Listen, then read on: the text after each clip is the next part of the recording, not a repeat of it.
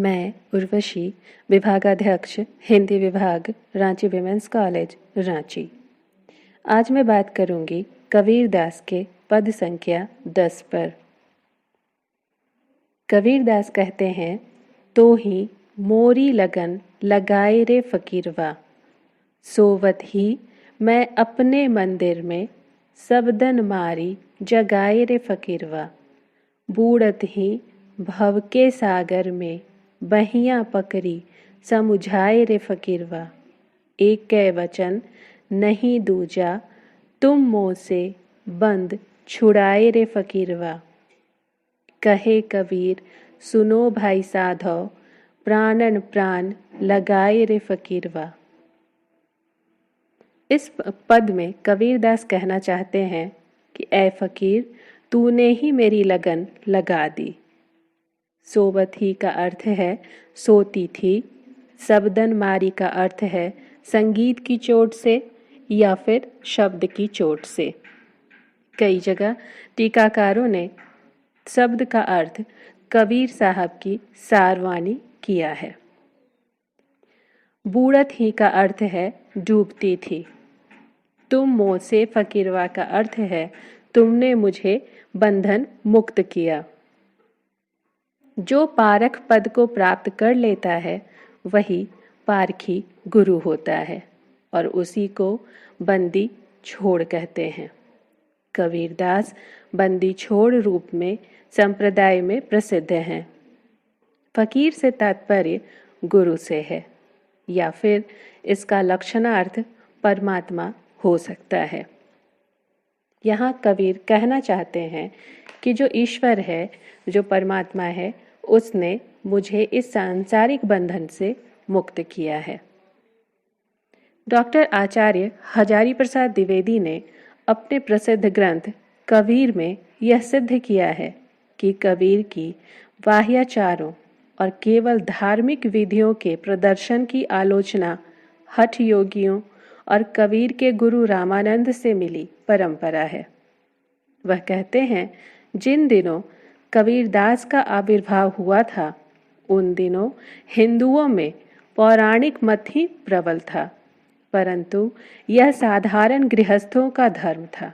देश में और भी नाना भांति की साधनाएं प्रचलित थीं। कोई वेद पाठी था तो कोई उदासी, कोई ऐसा न था जो दीन बना फिरता था।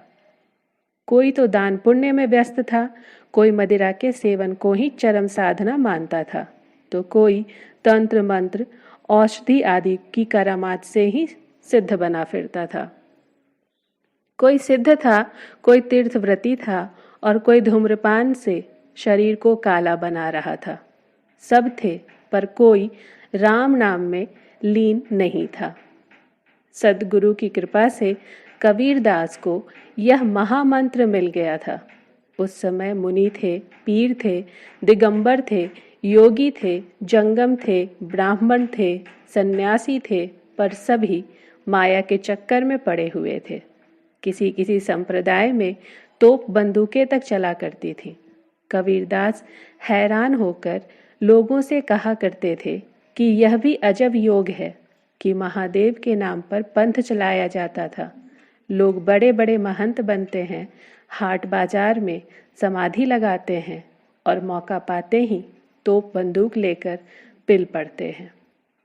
भला दत्तात्रेय ने भी कभी किले तोड़े या चढ़ाई की?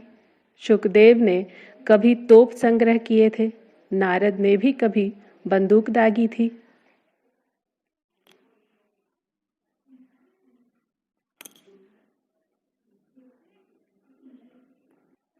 कबीर के पदों की सबसे बड़ी विशेषता है कि वह कभी बासी नहीं होती। कबीर ने मनुष्य की मूलभूत कामना पर सही उंगली रखी। वह है आंतरिक शांति की खोज। एक ऐसे समाज में जिससे मनुष्य जुड़ नहीं पाता है, उसका संतरास क्या है?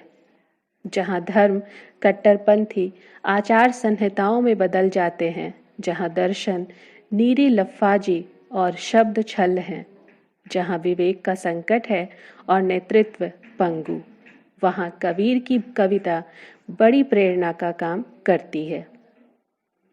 कबीर कई बार समाज के ढोंग धतूरे और दुचित्तेपन का पर्दाफाश करते हैं, कथनी करनी का अंतर बताते हैं तथा कथित पढ़े लिखे गणमान्यों का खोखलापन दिखाते हैं, और फिर भी उनमें कहीं भी निराशा का स्वर नहीं दिखता।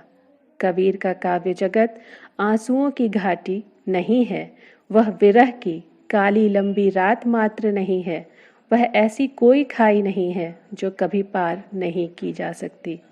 कबीर का स्वर एक ग्रामीण का अक्खड़ और विद्रोही स्वर है। उसे सदा पार की आशा लगी रहती है। उनकी आशा के स्रोत निस्संदेह आध्यात्मिक हैं, और यह तर्क किया जा सकता है कि आज के मूल्यहीनता के युग में यह सब अयथार्थ है। साथ ही कबीर की आस्तिकता को स्वीकार न करने पर भी उनकी कविता में बहुत कुछ बचा रहता है जो मूल्यवान है। कबीर का आनंद लेने के लिए कबीरपंथी होना जरूरी नहीं है। कबीर के नाते और उनकी कविता के नाते उनकी चिरंतन श्रेष्ठता उनके काव्य में निहित है। वे दिक्काल से रहित हैं और वो हमेशा प्रासंगिक बने रहेंगे। उनकी काव्य दृष्टि उच्चतर और महत्तर है। वे इस बात की परवाह नहीं करते कि उस वक्त का हिंदुस्तान किस तरह की राजनीतिक व्यवस्था को झेल रहा था।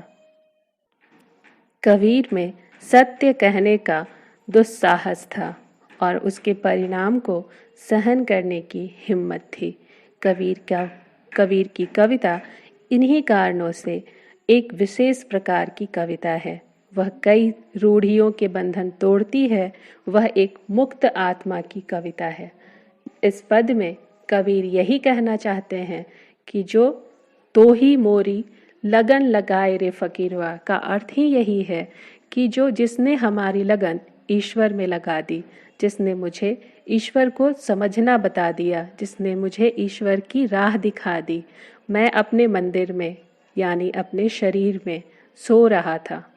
मेरी आत्मा को जिसने जगाया, उस सद्गुरु ने मुझे जगाया, उसके शब्दों ने मुझे जगाया। मैं इस भव सागर को पार कर सका क्योंकि मैं इस सागर में डूब रहा था, इसकी माया में मैं डूब रहा था।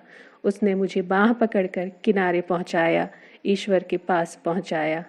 उसके वचन सिर्फ एक हैं, वह दूसरा नहीं है।